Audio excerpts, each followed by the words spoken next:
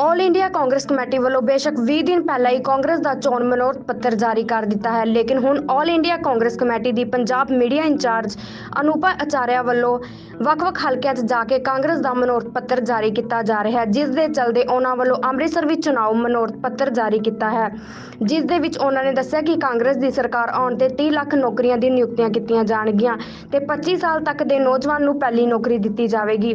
ਇਸ ਦੇ ਨਾਲ ਹੀ ਉਹਨਾਂ ਨੇ ਕਿਹਾ ਕਿ ਪੇਪਰ ਲੀਕ ਦੇ ਖਿਲਾਫ ਇੱਕ ਕਾਨੂੰਨ ਬਣਾਇਆ ਜਾਵੇਗਾ। जिन्ने भी मेरे प्रिंट मीडिया दे इलैक्ट्रॉनिक मीडिया दे या सोशल मीडिया दे जिन्ने भी पत्रकार आए ने का औंजला जी का हमारे अलग अलग फ्रंटल ऑर्गेनाइजेशन के प्रेसिडेंट्स का मैं धन्यवाद करती हूँ कि आप जैसे पत्रकारों के साथ सामने मुझे बोलने का अवसर मिला। मैं AICC की पंजाब की मीडिया प्रभारी हूँ और ये हमारी जिम्मेदारी है कि जिस तरह से मुख्य धारा के मीडिया ने हमारे न्याय पत्र को लोगों के सामने नहीं लाया है, इसलिए अलग अलग जगहों पर जाकर हम अपने न्याय पत्र की बात कर रहे हैं। और मैं ख़ास तौर पे औंजला जी का बहुत धन्यवाद करती हूँ कि उन्होंने कल उत्साहित किया कि हम इस पर आज बात रखें। मैं इस बात से भी खुश हूँ कि हमारी सबसे वरिष्ठ सेवा दल की लीला वर्मा जी भी यहाँ बैठी हैं और भी महिलाएं बैठी हैं और आपके सामने हम अपनी बात रखते हैं। एक ऐसे माहौल में जब सभी ने देखा कि पहले चंडीगढ़ में क्या हुआ और परसों सूरत में क्या हुआ, इस तरह से जो लोकतंत्र खत्म हो रहा है, इसके साथ साथ ये और बात है कि विपक्ष की बातें लोगों तक नहीं पहुंच रही हैं। तो जिन 5 न्यायों की बात नरेंद्र जी ने आपको बताई, वो सारी बातें मैं आपको विस्तार में बता रही हूँ, लेकिन बहुत ज़्यादा विस्तार में नहीं बताऊँगी। जो मुख्य मुद्दे हैं जिसको हमारी शिवानी दीदी हर घर में जा के लोगों को बता रही हैं, वही बातें हैं, लेकिन आपके ज़रिए वो ज़्यादा लोगों तक पहुँचेंगी, ऐसे हम उम्मीद करते हैं। पहली बात युवा न्याय की, जिसमें सरकार में जो 30 लाख रिक्तियाँ अभी खाली हैं, कांग्रेस की इंडिया गठबंधन की सरकार आएगी तो सबसे पहले वो 30 लाख पद भरे जाएंगे, जिसके बारे में भर्ती भरोसा का एक कैलेंडर कांग्रेस ने 3 दिन पहले जारी किया है। आप सभी देखिएगा कि जून के महीने में सरकार के बनने के बाद से भर्ती की शुरुआत करके और दिसंबर के आखिरी तक नियुक्ति पत्र तक का एक जॉब कैलेंडर बनाया गया है। तो हम जो बात कहते हैं वो करके दिखाते हैं और उसका हमने प्रमाण 3 दिन पहले फिर से दिया है। जो युवा है, हर युवा जो 25 साल तक की उम्र का होगा और जो ग्रेजुएट होगा, उसको पहली नौकरी यानी अप्रेंटिसशिप फ्री नहीं, पहली नौकरी उसे दी जाएगी, चाहे वो प्राइवेट में हो चाहे वो सरकारी हो, तो उसके पास एक जॉब का अनुभव आएगा और उसका फिर वो फ़ायदा आगे चल के स्किल के रूप में उठा सकता है। एक बात उनके लिए जो कोरोना काल में निकले गिग वर्कर्स, जिन्होंने जब काम करना शुरू किया तो उनके लिए कोई सामाजिक न्याय की व्यवस्था नहीं है, तो हमने ये बात की है कि गिग वर्कर्स के लिए भी हम पॉलिसी बनाएंगे और उन्हें सामाजिक सुरक्षा दी जाएगी।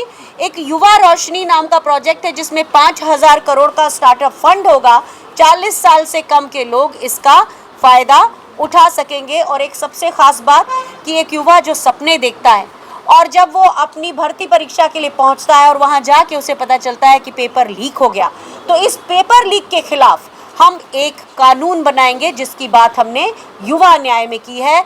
अब बात करते हैं नारी न्याय की, जिसमें हमारी चूँकि हिमाचल प्रदेश में और कर्नाटक की सरकारों ने गृह लक्ष्मी योजना और उससे पहले नारी सशक्तिकरण योजना के तहत महिलाओं को 1,500 रुपये और 2,000 रुपये प्रति माह देने की बात की है। जब महिलाओं के हाथ में हमारा इस बार जो हमारा न्याय की जो बात है, इसमें 8,500 रुपये प्रति माह आएगा, तो ये पैसा हमारी अर्थव्यवस्था का चक्का चलाने के काम आएगा। और जब महिला के हाथ में पैसे होंगे तो कंजम्पशन होगा और जिससे अर्थव्यवस्था आगे बढ़ेगी। पहली हमारी बात यह है और ये महालक्ष्मी योजना है। दूसरी बात यह है कि 50% आरक्षण महिलाओं को सरकारी नौकरी में मिलेगा। एक उदाहरण आपको हमारी इस बात का प्रमाण के रूप में मैं अपना देना चाहती हूँ। 1992 में नरसिम्हा राव जी की सरकार थी, कांग्रेस की सरकार थी। पहली बार डॉक्टर्स के अलावा महिला अधिकारियों को सेनाओं में जगह दी गई थी और उसके बाद जब अटल बिहारी वाजपेयी जी की सरकार 2004 तक रही उन्होंने जिस तरह से दूसरे लोगों के लिए ओल्ड पेंशन स्कीम बंद कर दी थी, उसी तरह महिला अधिकारियों के लिए भी पेंशन का अधिकार छीन लिया गया था। तो 2007 में जब यूपीए की सरकार थी, महिला अधिकारी उस लेवल पर पहुंची जब उनको रिटायरमेंट के लिए रिलीज ऑर्डर दे दिया गया और कोर्ट में गए, तो कोर्ट में केस जीतने के बाद भी army, navy, air force supreme court में जाना चाहते थे। उस समय महिला अधिकारी राहुल गांधी जी से मिली और उन महिला अधिकारियों को पेंशन का अधिकार मिला। तो मैं उन महिला अधिकारियों में से हूँ जिनको 2010 में पेंशन का अधिकार यूपीए की सरकार में मिला था। तो ये बताना दोबारा मैं ज़रूरी समझती हूँ कि कांग्रेस जो कहती है वो करके दिखाती है। इसलिए जब हम कहते हैं कि 50% आरक्षण हम महिलाओं को सरकारी नौकरी में देंगे तो हम उसे पूरा करेंगे। आप सब ज़रा सोच कर देखिएगा कि वर्किंग वुमेन हॉस्टल किस सरकार ने बनाए हैं आज तक। तो वर्किंग वुमेन हॉस्टल जो भी आपने देखे हो, अगर कोई मुझे एजुकेट कर दे कि बीजेपी सरकार ने भी एक आध वर्किंग वुमेन हॉस्टल कभी बनाया है तो मैं उसकी शुक्रगुजार रहूँगी। लेकिन हमने ये और बात की है कि जो वर्किंग वुमेन है उनके लिए हम हॉस्टल्स की संख्या दुगना करेंगे। गांवों के लेवल पर एक पंचायत में उनके लिए अधिकार मैत्री बनाई जाएगी, जिससे कि अगर वो महिला पुलिस के सामने भी अपनी बात ना कह सकें तो कम से कम अधिकार मैत्री उनका एक ऐसा जगह होगी जहां पे वो अपनी बातें कह सकती हैं और अपने लिए कानूनी प्रावधान ढूंढ सकती हैं। तो ये महिलाओं के लिए नारी न्याय की बात है। इसके बाद बात आती है किसानों की। आपने कईयों बार सुना है, कांग्रेस ने ये पहले भी कहा है और बार बार कहा है कि हम एमएसपी को कानूनी अधिकार बनाएंगे, पहली बात। लेकिन उससे भी ज़रूरी बात यह है कि आज किसानी के उपकरण पर, खाद पर, पेस्टिसाइड्स पर, अलग अलग इक्विपमेंट के ऊपर 4% से लेके 28% तक का टैक्स लगता है। कांग्रेस ने वादा किया है कि अगर हमारी सरकार बनती है तो हम टैक्स फ्री खेती करेंगे, किसानों के किसी भी काम में टैक्स नहीं लिया जाएगा। एक और बात ये बहुत इंपॉर्टेंट है, अगर फसल का खराब होती है तो मुआवजा 30 दिन के अंदर डायरेक्ट बैंक ट्रांसफ़र से मिलेगा। एक अच्छी आयात और निर्यात की नीति हम चर्चा करके बनाएंगे, स्टेक होल्डर से चर्चा करके बनाएंगे, जिससे कि सरकार किसी औचक फैसला ना ले कि अगर कोई फसल हमारे यहाँ ज़्यादा है उसका हम इम्पोर्ट ना करें, इस तरह की नीति। और एक और बहुत ज़रूरी बात, कांग्रेस ने हमेशा किसानों का कर्ज माफ़ किया है, लेकिन इस बार हम एक कदम आगे जाके ये कह रहे हैं कि हम एक आयोग बनाएंगे जो और भी सिस्टमैटिक तरीके से कर्ज माफ़ी का जो प्रावधान है उसे पूरा करेगा। इसके अलावा श्रमिक न्याय, हमारे इंटक के भाई यहाँ पर हैं, मजदूर को उसका सम्मान मिले, यानी कि एक मजदूर को कम से कम 400 रुपये की दिहाड़ी मिले, ये एक बात। जैसा मैंने आपसे कहा गिग वर्कर को सामाजिक न्याय, तो जो हमने ये कहा है कि सभी लोगों को 25 लाख तक का एक बिना पैसे दिए बीमा, जो कि हमारा राजस्थान में बड़ी कारगर योजना थी, उससे हम सबको वो सबके तरफ दिया जाएगा और उसमें ये गिग वर्कर्स भी रहेंगे। शहरी जगहों पर भी मनरेगा जैसी स्कीम लागू की जाएगी, जिससे कम से कम 100 दिनों का रोज़गार सुनिश्चित हो सके। यहाँ पे मैं बताना चाहती हूँ कि जो 25 करोड़ मजदूर मनरेगा में रजिस्टर हुए थे, आज उसमें से केवल 14 करोड़ और 33 लाख रह गए हैं और उनको भी 100 दिन की मजदूरी सुनिश्चित नहीं हो रही है। तो ये बहुत गलत बात है, जिससे कि हमारे देश का मजदूर कम पैसों में काम करने पर विवश हो जाता है। तो ये हम बात करते हैं मजदूरों के लिए न्याय की, श्रम के न्याय की। और आखिरी और सबसे इम्पॉर्टेंट जिस हम न्याय की बात करते हैं उसे मेन स्ट्रीम मीडिया ने भी और बहुत से बीजेपी के लोगों ने भी लोगों के सामने गलत प्रचारित किया है। हमारा ये कहना है कि हम हिस्सेदारी न्याय देंगे, जितनी जिसकी जनसंख्या है उसको उतनी भागीदारी मिलेगी, लेकिन ऐसा करते हुए हम सवर्ण लोगों का भी ध्यान रखेंगे। हमारा जो ये न्याय पत्र है, इसका पेज नंबर 7 का तीसरा पॉइंट देखिएगा। हमने बात की है कि जो EWS के अंदर आने वाले सवर्ण लोग हैं, हम उनका भी 10% आरक्षण सुनिश्चित करेंगे और आरक्षण की जो सीमा 50% है उसे हम बढ़ाएंगे। इसकी बात की है। जहाँ ST सबसे ज़्यादा होंगे वहाँ हम पेसा एक्ट बनाएंगे। तो ये हमारे अलग अलग चीज़ें हैं जिनके बारे में कांग्रेस के न्याय पत्र में हैं। लेकिन मैं चूँकि फौज से आती हूँ, आप लोगों को एक फ़ोटो भी दिखाऊंगी और कुछ बात बताना भी चाहूँगी। ये मेरा फ़ोटो है 2017 के अक्टूबर महीने का। मैंने समझा था कि प्रधानमंत्री नरेंद्र मोदी देश की सेनाओं को मजबूत करेंगे, देश को मजबूत करेंगे, लेकिन दुर्भाग्य ये रहा कि आप लोग भी ज़रा अंदर सोचिए। मैं जो आपसे कह रही हूँ कि कारगिल बीजेपी के समय में होता है, पुलवामा बीजेपी के समय में होता है, उसके बाद हम देखते हैं पठानकोट बीजेपी के समय में होता है, उरी बीजेपी के समय में होता है, 2002 का सांबा जहां एयरबेस पर आर्मी बेस पर स्ट्राइक हुई थी वो भी बीजेपी के समय में होता है। आप देखिए उसके बाद श्रीनगर एयरपोर्ट पर एयरफोर्स पर ड्रोन का अटैक बीजेपी के समय में होता है, और पुलवामा की तो जांच भी नहीं होती। आपको ये सब क्या बताता है? ये जितनी भी बातें हुई हैं, ये सेना के ठिकानों पर हमला, ये कांग्रेस की सरकारों में कभी किसी ने सुना है क्या? भारतीय जनता पार्टी एक झूठ कहती है कि हमने सेनाओं को मजबूत बनाया है। कांग्रेस की सरकारों ने 1800-1900 फाइटर एयरक्राफ्ट खरीदे, 1400-1500 उन्होंने ट्रांसपोर्ट और हेलीकॉप्टर्स मिला के खरीदे, मतलब लगभग 3000 जहाज खरीद के भारतीय वायुसेना को विश्व की चौथी सबसे बड़ी वायुसेना बनाया। लेकिन नरेंद्र मोदी जी ने केवल 36 राफेल खरीदे। मैं एक लॉजिस्टिक्स अधिकारी हूं, तो आपको ये बताना चाहती हूं, जो कि पब्लिक डोमेन में ऑलरेडी है, कि 2007 में राफेल की टेंडरिंग की गई थी। तो आप ही जानिए उस समय किसकी सरकार थी।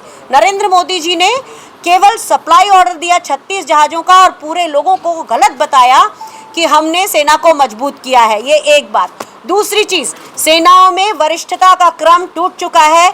अब जो सरकार की बात मानता है वही सेनाध्यक्ष बनता है।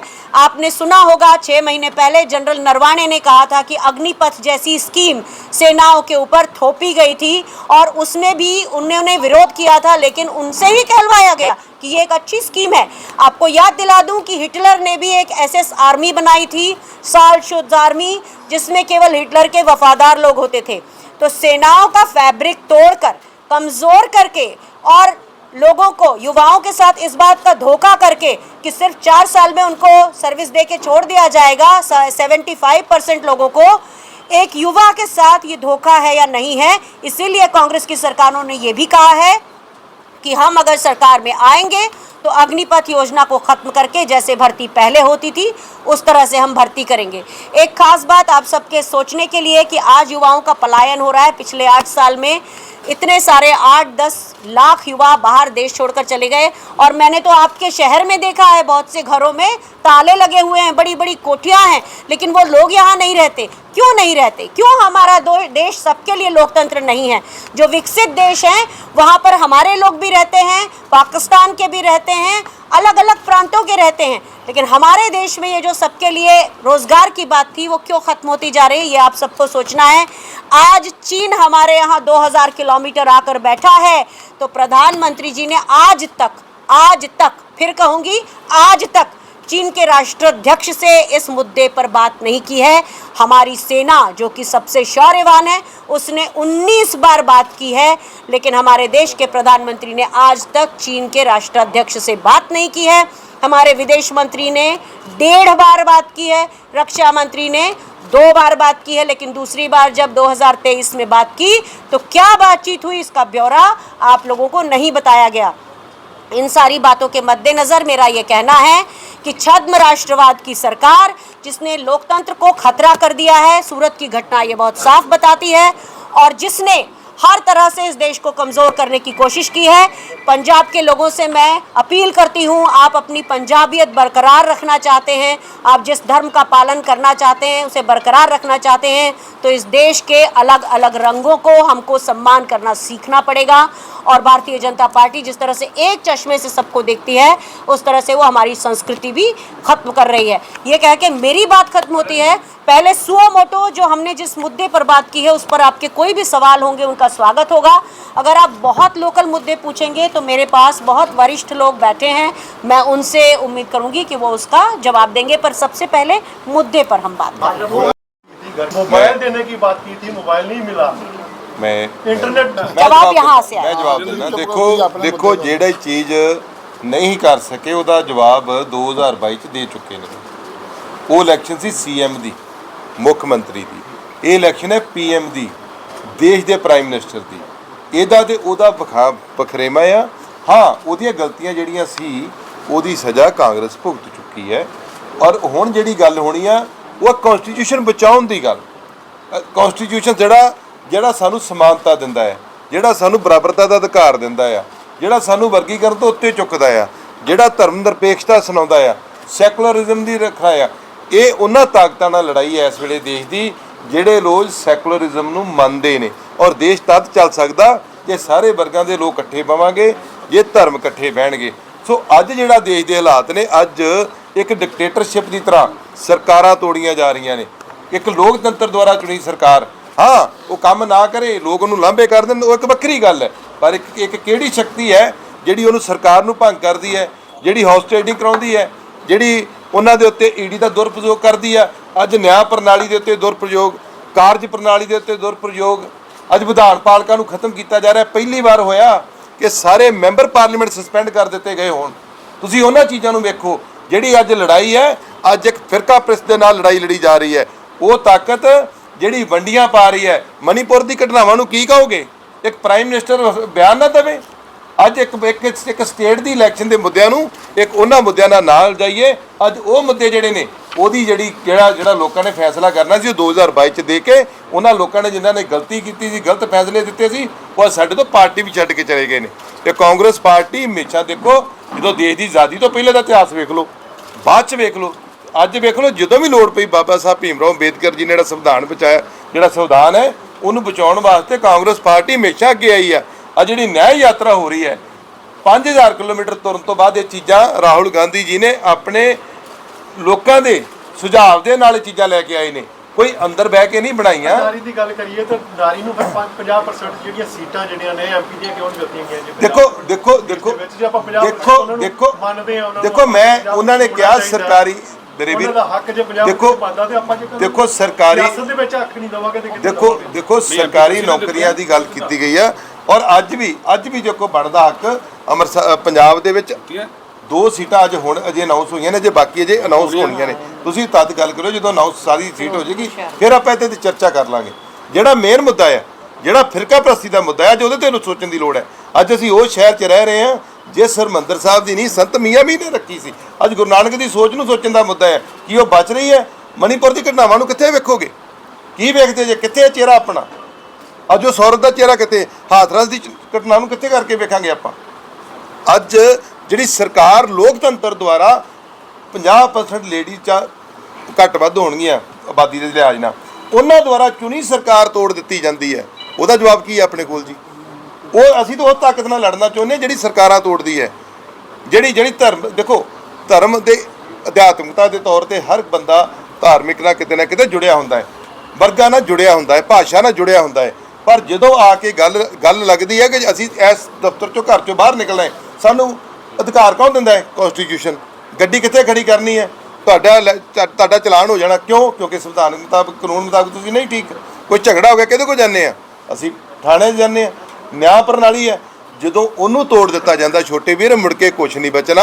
ਆਹ ਜਿਹੜੀ ਇਲੈਕਸ਼ਨ ਹੈ, ਇਹ ਇਲੈਕਸ਼ਨ ਦੇ ਵਿੱਚ ਜਿਹੜਾ 400 ਪਾਰ ਪਤਾ ਉਹਨਾਂ ਦੀ ਮਨਸ਼ਾ ਕੀ ਹੈ? ਉਹਨਾਂ ਦੇ ਲੋਕ ਕੀ ਕਹਿ ਰਹੇ ਨੇ ਕਿ ਅਸੀਂ ਰਿਜ਼ਰਵੇਸ਼ਨ ਵੀ ਖਤਮ ਕਰ ਦੇਣੀ ਹੈ, ਅਸੀਂ ਸੰਵਿਧਾਨ ਬਦਲਣਾ ਹੈ। ਕਿ ਅੱਜ ਦੇਸ਼ ਉਸ ਪੋਜੀਸ਼ਨ 'ਚ ਹੈ? ਅੱਜ ਭੁੱਖਮਰੀ 'ਚ ਅਸੀਂ 106ਵੇਂ ਨਾਂ ਤੇ, ਅੱਜ ਪਰ ਕੈਪੀਟਲ ਇਨਕਮ ਤੇ ਅਸੀਂ 143ਵੇਂ ਥਾਂ ਤੇ। ਕਿੱਥੇ ਗਿਆ ਦੇਸ਼? ਅੱਜ ਮਹਿੰਗਾਈ ਲੱਕ ਤੋੜ ਰਹੀ ਲੋਕਾਂ ਦਾ। ਆ ਰੇਤਾ ਕਿੱਥੇ ਵਿਕ ਰਹੀ? ਅੱਜ ਮਹਿੰਗਾਈ ਲੱਕ ਤੋੜ ਦੀ। ਪੈਟਰੋਲ ਡੀਜ਼ਲ ਦੀ ਗੱਲ ਕਰ ਲਓ, ਨਹੀਂ ਨੈਸ਼ਨਲ ਮੁੱਦਿਆਂ ਦੀ ਆਪਾਂ ਗੱਲ ਕਰ ਲਈਏ, ਸਟੇਟ ਦੀ ਰਹਿਣ ਦਿਓ ਤੁਸੀਂ। ਅੱਜ ਡੀਜ਼ਲ ਪੈਟਰੋਲ ਕਿੱਥੇ ਹੈ? ਅੱਜ ਆਰਥਿਕ ਵਿਵਸਥਾ ਸਾਡੀ ਕਿੱਥੇ ਹੈ? GDP ਸਾਡੀ ਕਿੱਥੇ ਗਈ ਹੈ? ਅੱਜ ਲੋੜ ਹੈ ਪਬਲਿਕ ਸੈਕਟਰ ਯੂਨਿਟ ਸਾਡੇ ਸਾਰੇ ਦੇਸ਼ ਦੇ ਵੇਚ ਤੇ। ਜਿਹੜਾ ਬੱਚਾ, ਜਿਹੜਾ ਪਰਿਵਾਰ ਘਰ ਵੇਚ ਕੇ ਤਰੱਕੀ ਕਰੇ, ਕੋਠੀਆਂ ਬਣਾਵੇ, ਉਹਨੂੰ ਤਰੱਕੀ ਨਹੀਂ ਗਿਣੀ ਜਾਂਦੀ। ਉਹਨੂੰ ਲੋਕ ਉੱਥੇ ਰਿਸ਼ਤਾ ਕਰਨ ਲੱਗੇ ਵੀ ਸੋਚਦੇ ਆ। ਪਰ ਜਿਹੜਾ ਪਰਿਵਾਰ 1 ਤੋਂ 2 4 ਬਿਜ਼ਨਸ ਖੜੇ ਕਰਦਾ, ਲੋਕ ਕਹਿੰਦੇ ਹਾਂ ਭਈ ਧੀ ਪੁੱਤ ਕੋਈ ਸਾਂਝ ਲੱਭਣੀ ਤੇ ਇਹੋ ਜਿਹੀ ਰਿਸ਼ਤੇਦਾਰੀ ਬਣਾਓ। ਸੋ ਅੱਜ ਦੇਸ਼ ਨੂੰ ਵੇਚ ਦਿੱਤਾ ਗਿਆ ਅੰਡਾਨੀਆਂ ਬਾਨੀਆਂ ਦੇ ਹੱਥਾਂ 'ਚ, ਵੱਡੇ ਸਰਮਾਏਦਾਰਾਂ ਦੇ ਹੱਥਾਂ 'ਚ।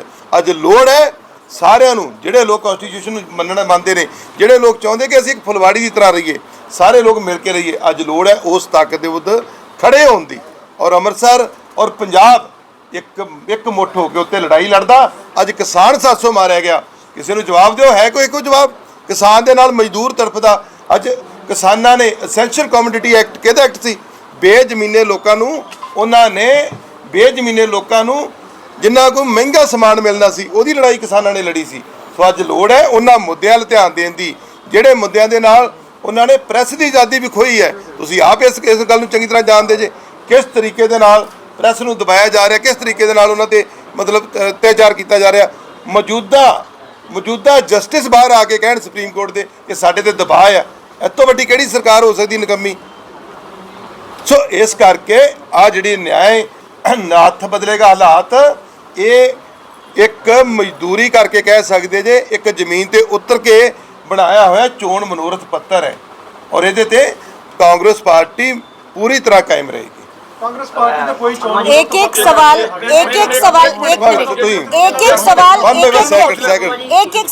जी भाजपा का ये आरोप है जो इस बार का जो किसान आंदोलन है वो पॉलिटिकल मोटिवेटेड। देखिए, भारतीय जनता पार्टी ने तो किसानों से चर्चा करके कानून लाए भी नहीं थे। भारतीय जनता पार्टी के जो उस समय कृषि मंत्री थे, उन्होंने किसानों से बात करने के बजाय अपने सेक्रेटरीज को भेज दिया था बात करने के लिए।